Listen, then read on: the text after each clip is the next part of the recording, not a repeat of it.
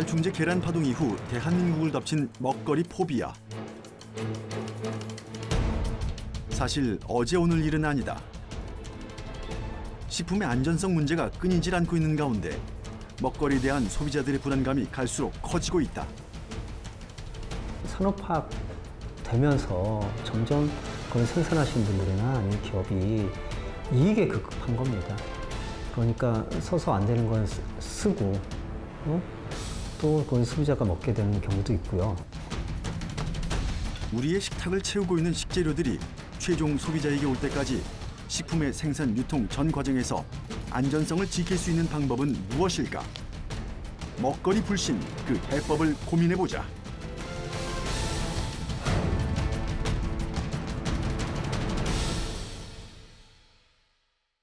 농림축산식품부가 국내 친환경 달걀 생산 농장을 대상으로 달걀의 잔류 농약 검사를 한 결과 살충제 성분이 검출됐습니다.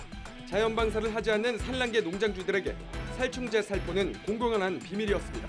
결국 사상 초유의 살충제 달걀 파문으로 이어졌습니다. 최근 먹거리 안전에 대한 사건, 사고가 빈번하게 발생하고 있다. 소비자의 먹거리에 대한 불안감은 불신으로 확산되고 있는 상황. 특히 식품 안전 기준으로 삼아온 친환경 제품에 대한 신뢰가 깨지면서 정부 인증 제도에도 불신이 깊어지는 분위기다. 요즘은 그 소비자들이 모르는 상태로 이제 속이고 기만하면서 판매하는 게 더 많다 보니까 이제 알고서는 먹고 싶지 않은 거죠. 계속 사건이 터지고 이제 그러다 보니까는 고민이 되더라고요. 물건을 집을 적에 이게 친환경 표시가 되어 있어도 정말 이게 맞을까 라는 고민이 좀 되더라고요.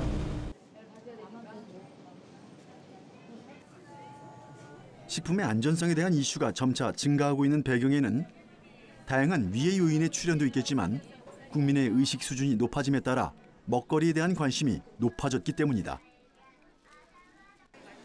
또 위해 요인을 검출할 수 있는 분석 기술이 고도화된 까닭이다.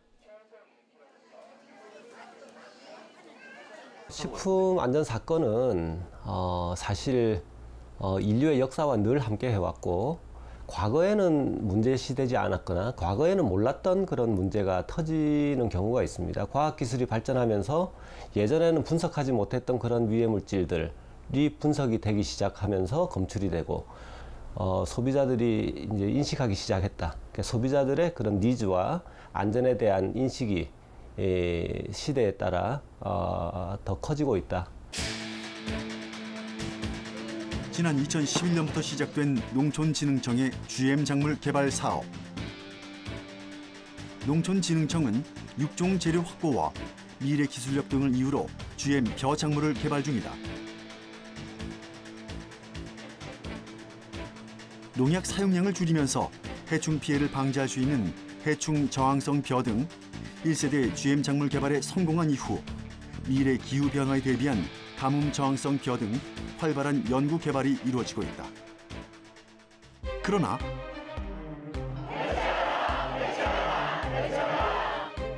이 유전자 조작 식품 GMO 역시 국민적 논란의 중심에 있다. GM 벼 작물이 개발되고 있는 전북 지역의 농민들은 2015년부터 최근까지 GM 작물 상용화를 반대하며 집회를 이어왔다. 먼저 GM 작물 개발에 대한 농촌진흥청의 입장을 들어보기로 했다.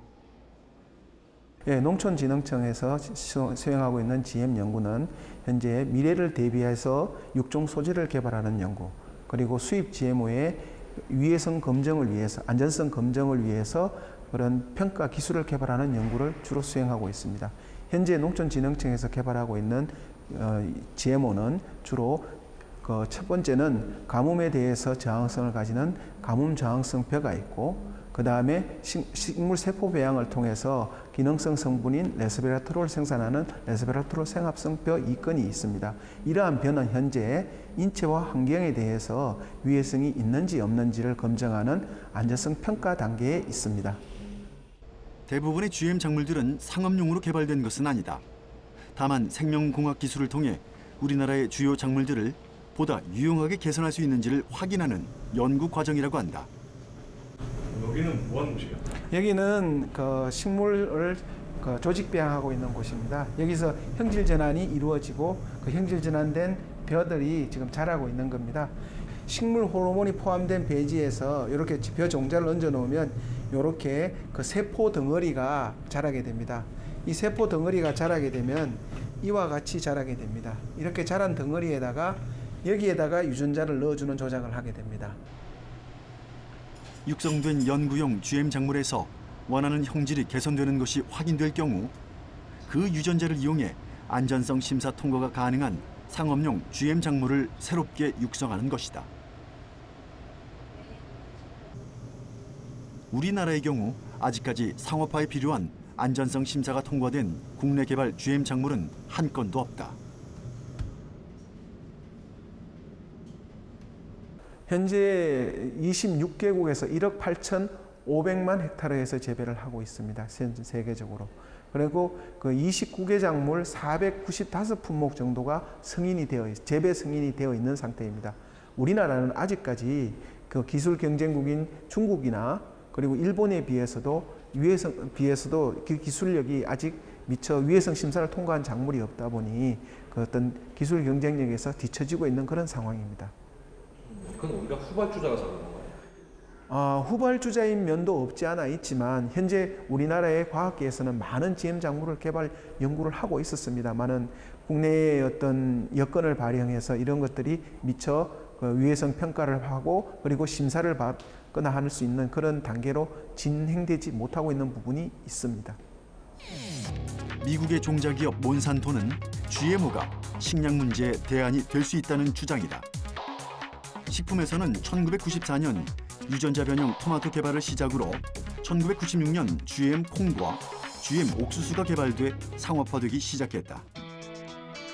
국내에서도 정부 산하 기관과 공공, 민간 연구소에서 벼를 비롯해 고추, 상추, 감자, 사과, 유채 등 23개 품목의 GM 작물에 대해 시험 재배를 승인받았다. 최근엔 농촌진흥청이 GM 벼와 GM 사과를 시험 재배하고 있다. 농촌진흥청에서는 GM 작물을 유전자 변형 생물체의 국가 간 이동에 관한 법률에 따라 안전하게 실험하고 있다고 말했다. 그런데 농민들의 생각은 조금 달랐다. 지역 농민 대표 여성만 씨가 GM 작물 격리 시험 재배지로 안내했다. 보시다시피 우리 마을하고 2차선 도로 하나 사이거든요.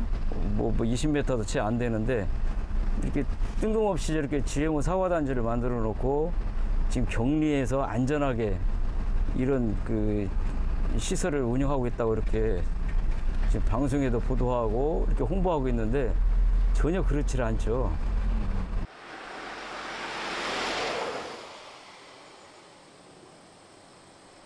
전남 완주군 이서면 정농마을 일대.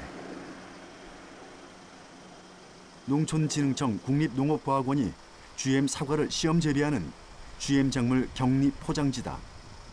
농촌진흥청은 GM 작물 재배지 근처에 보호막을 세우기 때문에 문제가 없다고 하지만 농민들은 허술하게 관리되고 있다고 지적한다.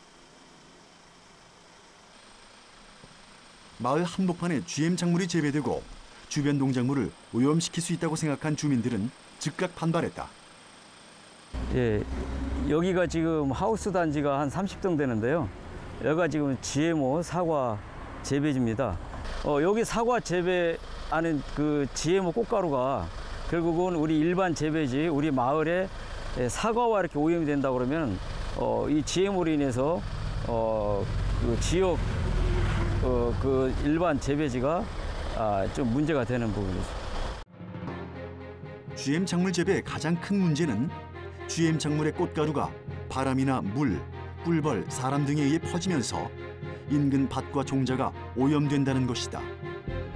GM 종자가 한 번 떨어져 자라난 땅은 다시 되돌리기 어렵다. 정농마을의 사과는 완주군 로컬 푸드마크를 달고 출하하고 있다.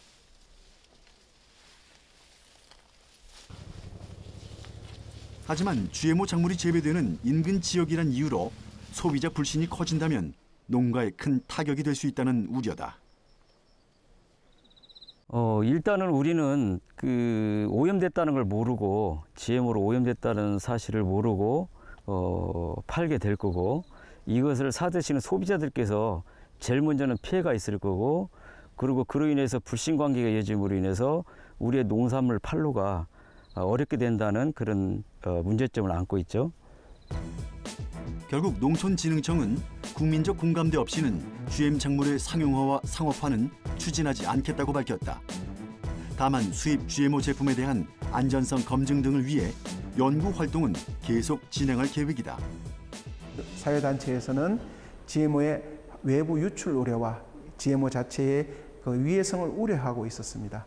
그래서 농촌진흥청에서는 그동안 GM 연구와 관련해서 학계 중심의 연구에서 시민사회단체의 의견을 수렴함으로써 개발하고 있는 이런 연구 산물이 밖으로 나가지 않도록 하는 그런 시설이 되어 있는 곳에서만 연구를 하는 것이고, 외부의 일반 농민들이 사용하고 있는 농경지에서는 이러한 GM 작물이 재배되는 경우가 없도록 그렇게 하겠다는 것입니다. GMO는 전 세계적으로 뜨거운 논쟁거리다. GMO 수입 자체를 금지하고 있는 러시아. 2005년 러시아의 에르마코바 박사가 GMO 콩을 임신한 쥐에게 먹인 결과 태어난 새끼 중 36%가 저체중이 됐고 55.6%가 3주 만에 사망했다는 연구 결과를 발표하기도 했다.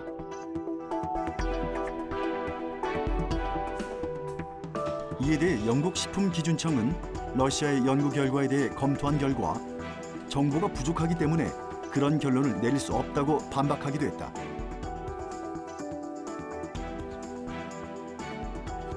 GMO를 둘러싼 논란은 여전히 현재 진행형이다. GMO가 상품화되기 시작한 것은 20년 정도 됩니다. 미국에서 처음 개발됐고요. 근데 일반적인 그런 이제 사회학자들은 최소한 30년, 한 세대 이상은 지나야 그 안전성이 입증된다. 지금은 아직 한 세대가 덜 지났기 때문에 이 정도 기간으로는 좀 약하다. 조금 더 지켜보자. 이제 이런 것이고요. 과학자들은 뭐 30년씩 사람을 대상으로 테스트하지는 않습니다. 뭐 지금 나오는 약이든 뭐 건강식품이든 임상을 사람에게 하기 전에 동물 실험을 하죠. 그래서 동물 실험으로 보통 독성 테스트를 하는데 동물들은 세대가 짧지 않습니까? 쥐의 경우에 뭐 2년 뭐 이 정도밖에 안 되니까요. 여러 세대 해보니 동물 실험 해보니 아무런 문제가 없더라. 그래서 안전하다. 이렇게 지금은 결론이 나 있는 상태입니다. 근데 이제 중요한 거는 아까 얘기했듯이 이게 안전하다, 안전하지 않다 이 문제가 아니라, 그러니까 다양한 이유로 그거를 먹는 사람들은 내가 먹는 게 GMO를 활용한 기술로 만들어진 건지 아니면 그렇지 않은 건지 최소한 알 권리가 있다는 거고요. 그리고 그걸 알아야지만 내가 그거를 뭐 종교적 이유로 먹기 싫다, 아니면 내가 환경적 이유로 먹기 싫다, 아니면 이런 나중에 뭐 안 좋을 수 있으니까 그러니 불안할 수도 있지 않습니까? 그래서 그런 이유로도 안 먹을 수 있거든요. 근데 지금은 현행 체계에는 그런 모든 소비자의 권리가 전혀 이제 보호되지 못하고 기업이 주는 대로 먹을 수뿐이 없어서 그거에 대한 문제 제기를 저희가 하는 거죠. 우리나라에 수입된 GM 작물은 어디에 쓰일까? GM 콩은 콩기름과 각종 장류, GM 옥수수는 과자, 빵, 음료 등 그 밖에 GM 면허와 유채 등이 가공돼 사용되고 있다. 우리나라는 세계에서 GMO를 가장 많이 수입하는 국가다. 2015년 기준으로 가축 사료용을 빼고 사람이 먹는 GMO 식품은 약 215만 톤. 수입 곡물 중 콩의 77%, 옥수수의 52%, 카놀라의 경우 수입된 100%가 전부 GMO 작물이다. 2014년 기준으로 1년 동안 국민 1인당 쌀 소비량이 65kg인 우리나라. GM 옥수수 섭취량은 25kg, GM 콩은 20kg으로 엄청난 수준이다. 그런데도 국민들은 어떤 것이 GMO인지 아닌지 잘 알지 못한다. 일부 제품들은 GMO와 논 GMO가 표시돼 있지만 고도의 정제 과정으로 유전자 변형 DNA가 남지 않는 가공식품들은 표시 대상에서 제외됐기 때문이다. 원료 함량 5순위 내에 GMO가 포함되지 않으면 역시 표시가 면제된다.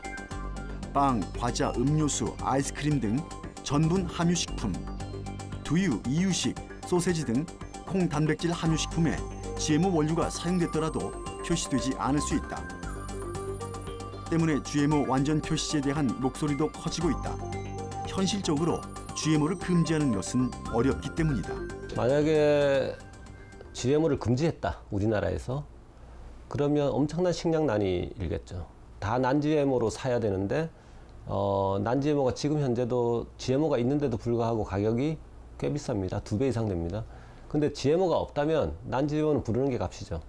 훨씬 더 올라가겠죠. 그러니까 식료품 가격이 엄청나게 비싸질 것이고 그렇다면 식료품을 제대로 사 먹지 못하는 사람이 생기겠죠. 빈곤층에. 그러면 또 우리나라에서도 기아로 사망하는 사건도 생길 수도 있고 엄청난 식량 부족이 저는 있을 거라고 생각합니다. 우리나라가 GMO 수입 1, 2위를 다투는 이유는 간단하다. 식량 자급률이 낮은 우리나라로서는 농산물을 수입할 수밖에 없다. 용유나 전분당, 사료는 모두 가공식품 생산이나 식품 조리에 필수적인 원료, 기호식품과는 달리 가격이 상승해도 반드시 사용할 수밖에 없는 제품이다. 우리나라의 주요 곡물 자급률은 1970년대 80.5%대에서 2010년에는 27.6%로 떨어져 과거에 비해 자급률이 매우 낮은 상황. 특히 2014년 기준으로 옥수수는 0.8%, 두류 11.3%에 불과해 GMO 수입량은 줄지 않을 전망이다. 농촌진흥청은 주요 GM 작물의 품종 기술을 갖고 있어야 경쟁국이나 다국적 기업의 식량 주권이 종속되지 않는다고 강조하면서 연구 개발은 계속한다는 입장이다. 이에 GMO에 대한 정확한 정보와 연구 내용을 적극적으로 알리기로 했다. 또 현재 법령에서 정하고 있는 기준보다 더욱 엄격하게 GMO 연구 시설을 관리하고 안전관리 시설을 더욱 고강하기로 했다.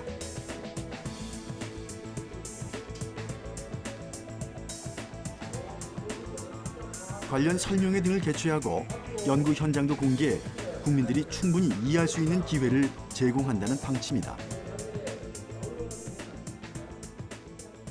일단 우리나라가 GMO를 연구하는 이유는 간단합니다. 수입하는 GMO가 외국에서 생산되고 외국에서 재배된 것입니다.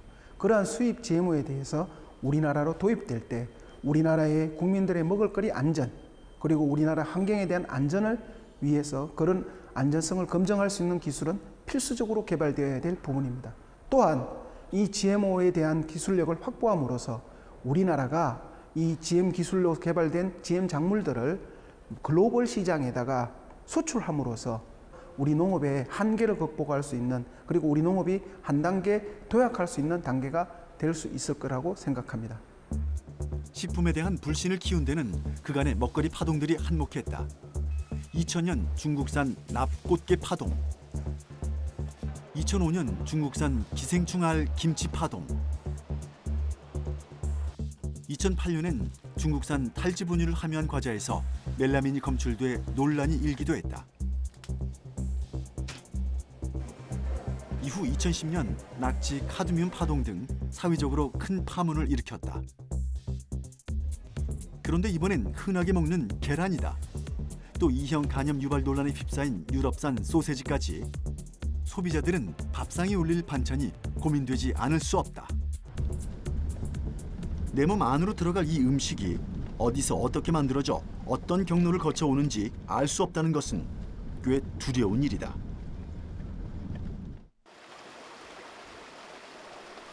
서울 서초구 신원동. 도심 아파트 단지 인근에 위치한 이곳은 어디일까?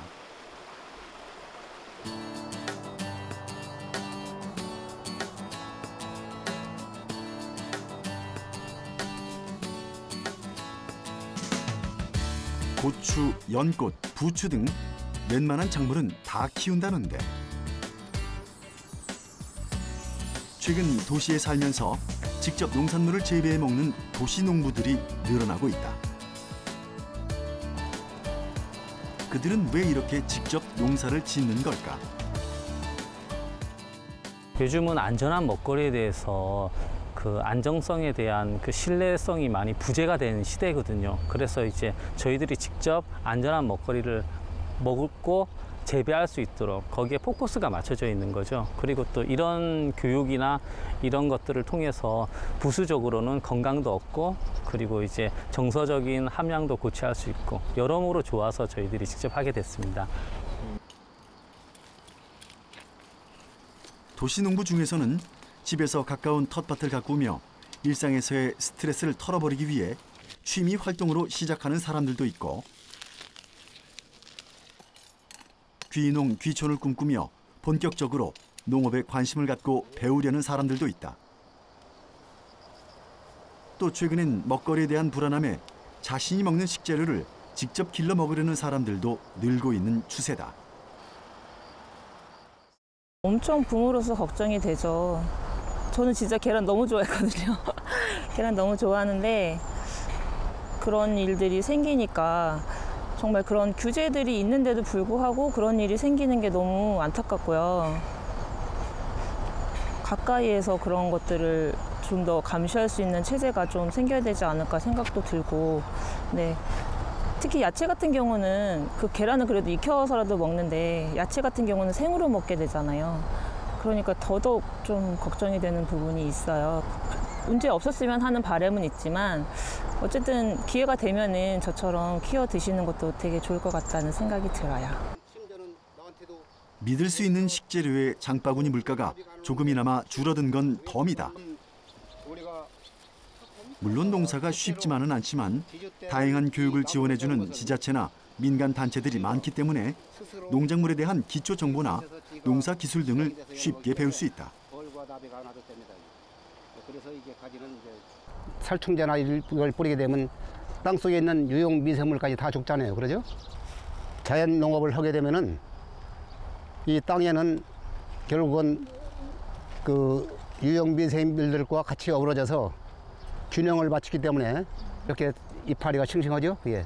실제로 그 인증 마크가 정부에서 이렇게 국가에서 이렇게 그 허가를 내주는 거니까 참 믿어야 되지만 그래도 그 틈을 허점을 타서 이 잘못 나오는 이런 생산물을 우리가 또 눈으로 봐서 확인해서 또 사야 될 필요도 있다 싶어서 유기농으로 기른 작물과 화학 농약, 화학 비료를 써서 기른 농작물과 식별할 수 있는 간단한 방법들을 지도를 하면 관심 있게 그냥 배우려고 노력들을 하죠. 그게.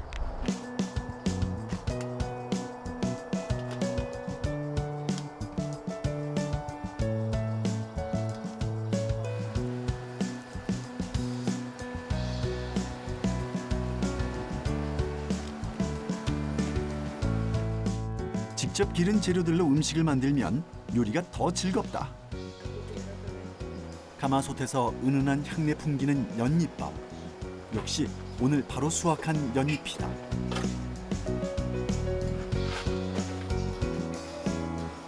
직접 키우고 수확한 것에 더해 이웃과 나눠 먹는 재미도 쏠쏠하다.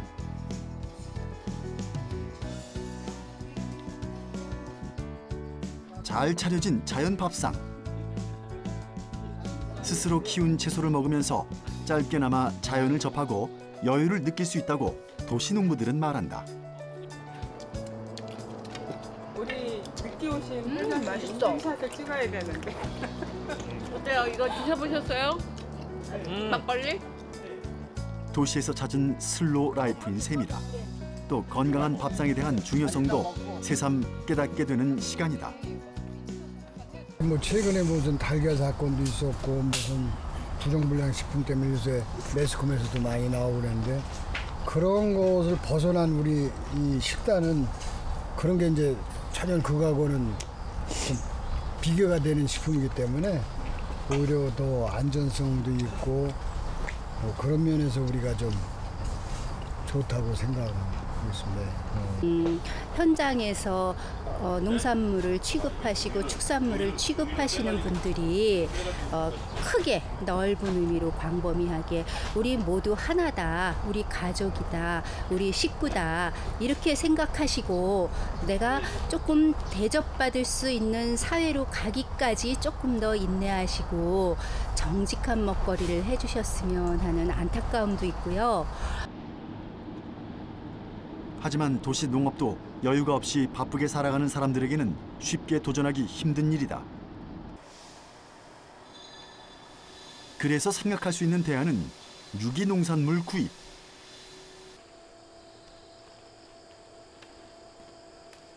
최근 안전한 식재료에 대한 관심이 높아지면서 농약이나 화학 비료를 전혀 사용하지 않고 생산한 유기농 과채소들이 각광을 받고 있다. 충남 천안시에 위치한 배농장.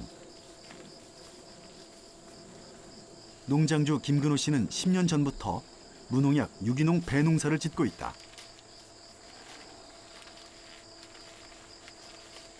지금은 유기농 배 재배 인증을 받는 등 친환경 재배 기술을 인정받고 있지만 그 과정이 녹록지 않았다고 한다.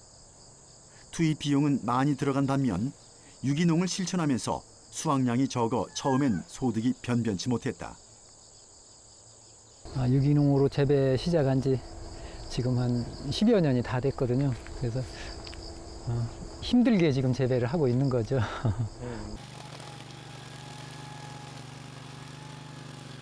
친환경 유기농법을 하면서 여러 가지 힘든 과정이 많지만 그 중에서도 잡초 관리가 중요하고 어렵다고 한다.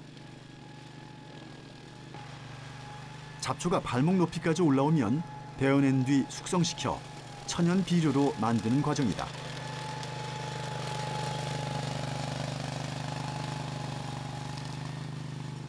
이게 지금 여기 나 있는 거 전부 다 이게 여름풀인데요. 이 풀을 이제 충분히 키워서 지금 이제 씨앗이 막 다 나왔는데 이렇게 씨앗이 여물 때 이때쯤에 깎으면 얘가 이제 빳빳하죠. 빳빳해서 이제 이게 전부 다 유기물로 땅에 이제 남아 있어서 이제 우리가 말하는 거름이 되는 거죠. 이제 이게. 잡초를 이용한 초생 재배법. 전체 잡초를 한 번에 없애면 자칫 곤충들도 없앨 수 있기 때문에 구간별로 교대로 작업을 해주는 것이 포인트다. 근데 이제 그 친환경 인증을 받은 퇴비도 많이 있는데 이제 그런 것도 늘 어느 면에서는 불안하죠. 이제 거기서 그 농약 성분이 나왔다든지 중금속이 나왔다든지 해서 인증이 취소되고 다시 되고 이런 이제 불안한 와중에서 가급적 그래서 외부에서 들여오는 퇴비를 좀 줄이고 이제 자체 생산하는 방법이거든요. 이게 그래서 이 유기물 함량을 높이는데 이 자연 초생을 활용하는 방법도 이게 상당히 좋은 방법이죠. 그러나 농사를 잘 지어도 유기농 배 수확량은 일반적인 재배의 60에서 70%에 그친다. 벌레 먹은 자국도 종종 있어 도매 시장에선 외면받기 일수다. 판로 확보는 김근호 씨의 고민 중에 하나다. 이 신고라고 하는 거는 우리나라 재배 품종의 90% 이상이 이 신고 품종인데 이 신고라고 하는 품종은 우선 공판장에 가서 가격이 결정할 때 우선 깔이라고 하는 겁니다. 색깔이 이뻐야 되고 모양이 이뻐야 되고 맛은 뒷전이에요. 맛은 3번이나 4번이거든요. 그래서 우선 색깔하고 그다음에 모양하고 이제 이 크기에 의해서 가격이 결정되는 거거든요. 이 맛은 그거와 상관없이. 대형마트나 이런 데서는 어떤 걸 원하냐면 이 중에 있는 거를 그 저농약 재배 농산물 기준에서 모양, 깔, 크기 이걸 그래서 1등품만 딱 요거만 필요한 거예요. 요거만 싹 조금 높은 가격을 주고서 가져가고 나머지는 손을 안 대려고 하는 거죠. 설상 이제 그거만 꺼내서 별도로 좀 높은 가격을 팔고 나머지를 뭐 또 내가 또 이렇게 저렇게 판다고 하면 되는데 그 자체가 어려움이라고 봐야 되겠죠.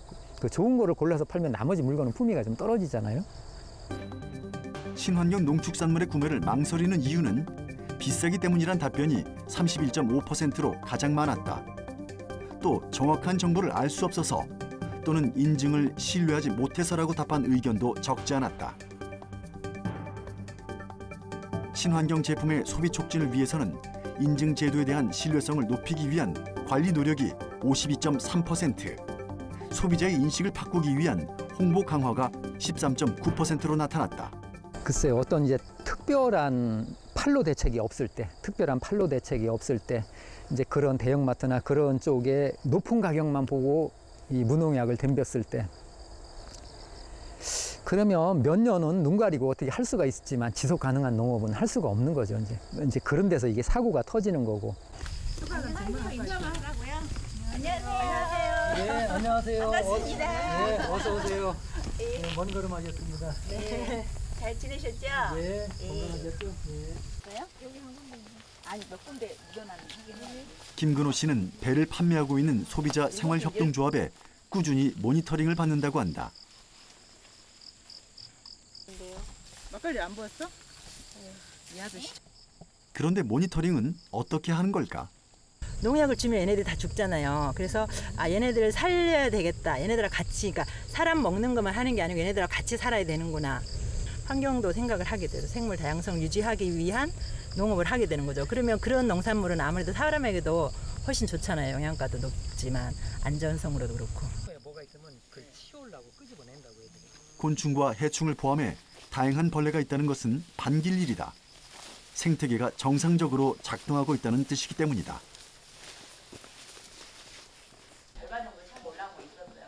곤충들이 먹지 못하는 건 사람도 먹을 수 없다는 것.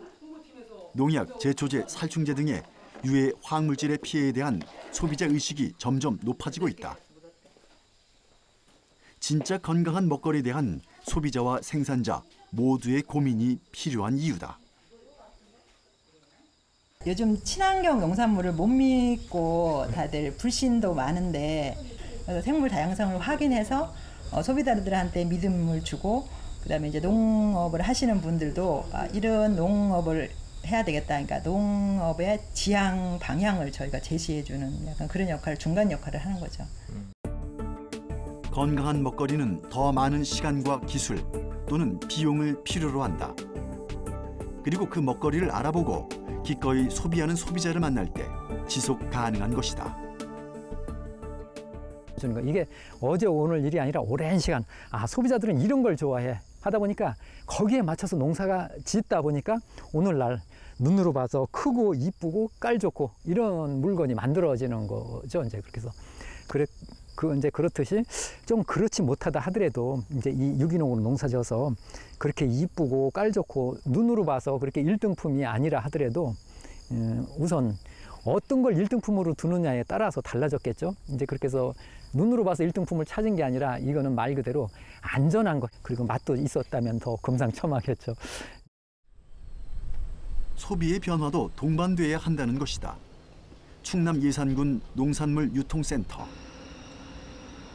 최근 가치 소비를 추구하는 경향이 높아지면서 농산물 시장에서는 못생긴 외형으로 버려졌던 못난이 농산물이 실속 있는 제품으로 다시 태어나고 있다고 한다.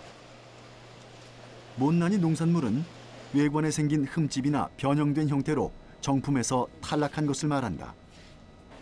여기 있잖아, 못난이가. 이게 못난이잖아. 못난이.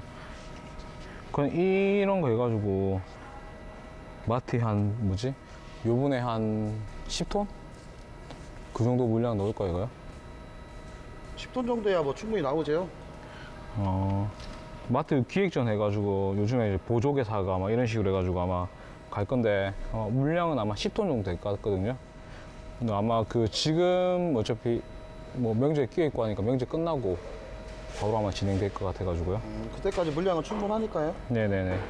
못난이 과일 같은 경우에는 이제 맛과 영양은 아무 이상이 없는데 다만 생긴 게 못 생긴 기형적으로 생겼거나 아니면 자라나는 그 과정 속에 상처를 입은 예를 들어 사과를 친다면은 이런 걸 못난이를 하고 있고요.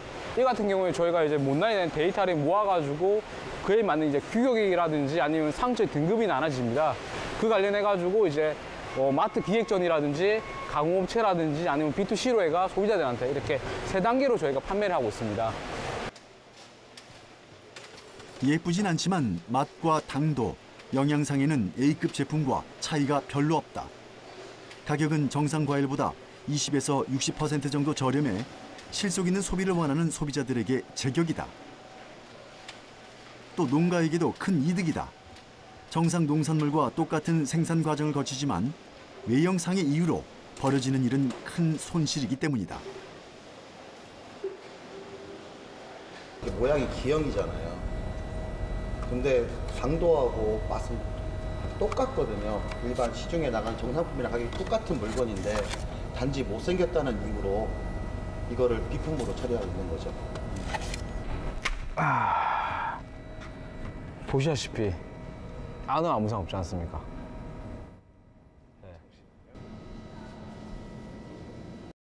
네. 드셔봐요. 맛있죠? 네. 아무 이상이 없잖아요. 단지 못생겼다는 이유라니까요. 정상품이면 한 상 한 박스에 한 5만원에서 6만원 선이요. 근데 못난이로, 만약에 못난이로 안 팔고 가공으로 가면 10,000원 정도 팔아요. 5분의 1로 떨어져요. 네, 네. 가공으로 들어가면. 근데 이제 못난이로 팔아서 들어가면 한 70% 정도 가격까지 받을 수가 있는 거죠. 이 업체는 온라인 판매뿐 아니라 식음료 업체나 음식점에 도매로 못난이 농산물을 납품하고 있는데 기대 이상으로 큰 인기를 모으고 있다. 못난이라는 게 사람들이 생긴 것 때문에 약간 불신할 수도 있는데 꼭 그런 건 아니거든요. 왜냐면 못난이가 발생되는 거는 과일이라든지 채소라든지 커가는 단계에서 외부의 충격, 그러니까 뭐 바람이 너무 세게 불어 가지가 툭 부딪히면서 생기는 상처라든지 아니면은 생기면서 이제 발생되는 이제 약간 그런 기형적인 문제인데 먹는 데 아무 지장이 없기 때문에 못난이를 소비를 많이 해주시면 해줄수록 농가 경제는 그만큼 도움이 되기 때문에 많은 소비자들이 못난이의 인식, 못생기기 때문에 뭔가 이상하다는 것이 아니고 못생긴 거는 맛과 영양에는 아무 이상이 없지만 다만 생기게 못생겼다는 그 정도만 인식으로만 하셔도 충분히 이제 농가 경제에는 도움이 될 것 같습니다. 서울시 노원구. 이 건물의 옥상에는 아이들을 위한 특별한 교육 공간이 있다. 입에 한번 먹어볼까? 하나 먹고 또 하나 먹고 또 하나 먹고 맛있어 맛이 어때? 감사합니다 해야지. 태권도 관장인 이재수 씨는 아이들과 종종 옥상 텃밭을 찾아 농작물을 가꾸고 먹거리에 대해 얘기를 나눈다. 삼겹살집 이런 데 가면은 아까 보다시피 깻잎이 이렇게 있단 말이에요. 그죠? 아니 벌레가 먹은 건데 벌레가 먹고 이만한 거를 먹고 벌레가 죽었겠어요? 안 죽었기 때문에 계속 먹는 거란 말이야. 근데 이것은 뭐야? 결국 벌레가 안 먹는 거는 예를 든다면 이거 여기 있는 건 다 똑같은 건데 약을 치면 어떻게 돼? 조금만 먹어도 어떻게 되죠? 죽죠. 그래서 우리가 혹시 이제 삼겹살집 이런 데 엄마하고 가면은 만약에 배추나 상추나 이런 게 내지는 그 깻잎이나 이런 게 조금 벌레 먹은 게 있어도 그게 사실은 더 좋은 제품이에요. 이런 것도 좋지만은 이렇게 혹시 만약에 뒤에 벌레가 먹은 것도 더 건강하다는 걸 여러분이 알았으면 좋겠고 먹는 먹거리가 상당히 위험하고 이러니까 꼭 제가 뭐 위험하니까 먹겠다 이거보다는 우리 가족끼리 한번 먹어보고 또 건강해지면은 다른 사람들에게도 같이 했으면 좋겠다. 최근 사회적 문제가 되고 있는 각종 먹거리 파문이 우리에게 주는 교훈은 바른 먹거리에 대한 교육의 중요성이라고 이재수 씨는 강조한다.